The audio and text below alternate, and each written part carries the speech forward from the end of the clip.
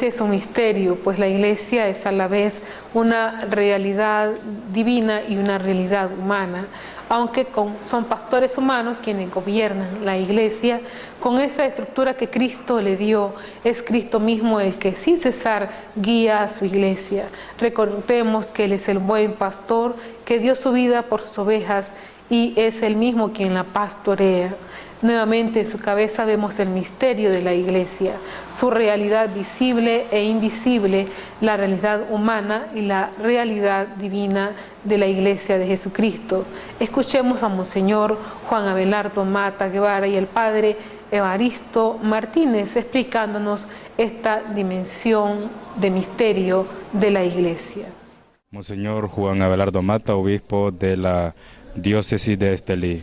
Monseñor, la iglesia verdadera necesariamente es una santa, católica y apostólica. Si no se cumple con estas condiciones, no se puede decir que tenga como fundador a Cristo. ¿Qué nos puede compartir usted al respecto? Efectivamente, la tradición de la iglesia sostiene ineluctablemente estas connotaciones. Santa por la presencia del Espíritu de Cristo presente en ella, y es fruto justamente del don del Espíritu que nace la iglesia en toda la tradición bíblica. El Señor Jesús muere entregando su Espíritu ¿a quién? A Juan y a María, la llena de gracia. En la tradición cristiana católica se ha siempre leído en Juan a la iglesia entera. Y lo primero que hace el resucitado cuando aparece a sus discípulos es darles el Espíritu, soplando sobre ellos, y les da el poder de perdonar los pecados, el regalo de bodas del resucitado a la humanidad entera, y esta porción de la humanidad que lo acepta como su Señor y Salvador. Santa por la presencia del Espíritu, una porque Él no fundó varias iglesias, fundó una única sola iglesia. Pedro le confía el pastoreo supremo, y diciendo: custodia, pastorea mis ovejas, pastorea mis corderos, y centrado en la persona de Pedro, habla desde Pedro a todos los discípulos, y en los discípulos a la iglesia de todos los tiempos. Una santa por la presencia del Espíritu, decíamos. Católica, porque ¿qué significa católica? No, aunque hay diversas expresiones de esta fe, hay matices que se colocan en cada una de las iglesias, sin embargo, hay una raíz fundamental única para todas, y es la enseñanza doctrinal, la manera como la iglesia ha leído siempre los textos sagrados, los ha vivido y los ha hecho oración y los celebra. Y en esta celebración hay un espíritu común que está dominado fortísimamente por la dimensión contemplativa, el silencio.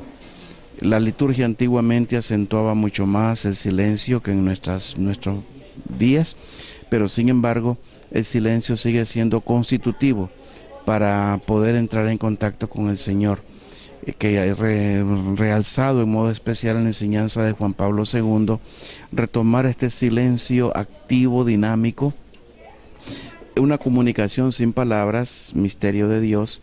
En ese misterio está la iglesia, y nosotros como miembros somos llamados a entrar en este gran misterio. Entonces, católica no solamente por la doctrina, sino también por esta forma especial de cantar, de orar, de usar del cuerpo, que no es estatismo, es una dinámica pausada, por así decir. No es un desborde de sentidos y una gritolera, aunque a veces hay momentos que hay desborde, pero no es lo dominante. Lo dominante es justamente esta dimensión contemplativa que debe haber en la plegaria. Una santa, católica y apostólica, o sea, conectada con los apóstoles, no con un iluminado, no con un líder que ahorita es y después no es. Por eso mismo, en esta conexión apostólica está garantizada por la presencia de los obispos, que son los sucesores de los apóstoles, uniendo un solo colegio, no varios colegios de apóstoles, a la cuya cabeza está el sucesor de Pedro o el obispo de Roma. Estas son las connotaciones. También en la dimensión del Señor Jesús, nuestro gran fundador, nuestro amado Señor, y esposo de la iglesia, está la dimensión de la persecución, del dolor, del sufrimiento.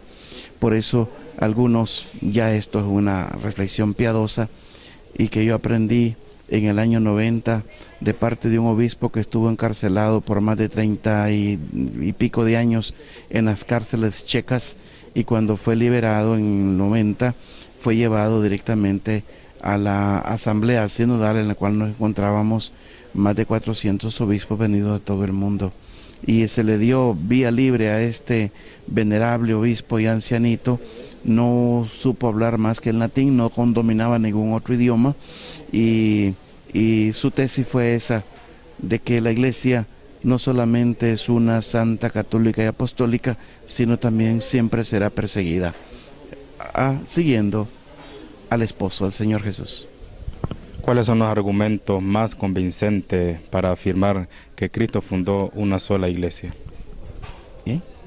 En toda la tradición de nuestra iglesia, nunca se habla de diversas iglesias. Se hablará de diversos patriarcados, ¿verdad? Pero una sola iglesia.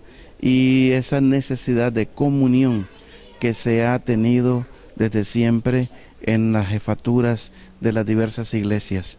Ahora, el Señor Jesús quiso Él tener no varios colegios apostólicos y varios estratos desde un mismo colegio, sino un solo colegio apostólico.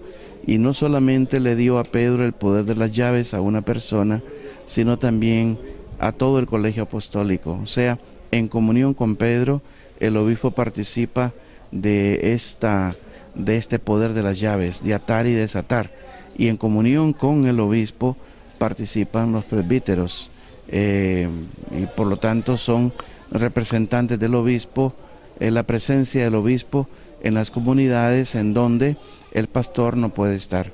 Este es el sentir de toda la iglesia a lo largo de los siglos, partiendo desde la misma experiencia que tuvo el colegio apostólico en torno a la persona de Jesús y naturalmente en torno a la persona de Pedro.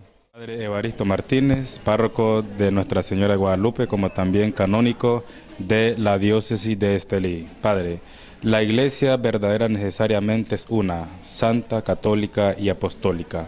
Si no se cumple con estas condiciones, ¿no se puede decir que tenga como fundador a Cristo? ¿Qué nos puede decir usted al respecto? Bueno, el fundamento lo encontramos nosotros desde la misma Sagrada Escritura. Y el argumento de que si no cumple con esas condiciones, pues no depende de los seres humanos, porque la iglesia pues tiene su fundamento precisamente en Cristo, fundada en Cristo. Y el hecho de que sea pecadora, pues precisamente está formada, Cristo mismo así quiso fundarla en nosotros, con personas, pecadores, pero eso no daña precisamente la santidad que le da Cristo, porque si Cristo la fundó, Él la reviste de esa santidad, precisamente esa santidad que solamente Él puede darla. Y es que en esta iglesia de Cristo, aún siendo nosotros pecadores, vamos entrando en esta dimensión de santidad que como gracia Él la va otorgando a quienes van entrando. Es decir, ciertamente el pecado de los seres humanos, de los cristianos, daña a la iglesia, pero eso no quiere decir que no sea la iglesia de Cristo. Él la fundó, el principio es ese, Él la fundó, y el hecho es que, aunque seamos pecadores, eso no deprime, no va en detrimento de la iglesia, ¿verdad? Va en detrimento ciertamente de nuestra propia santificación, de nuestro proceso, pero la meta es Cristo. Él no cambia, la iglesia no cambia, su estructura, su razón de ser, su naturaleza no cambia, no afecta nada.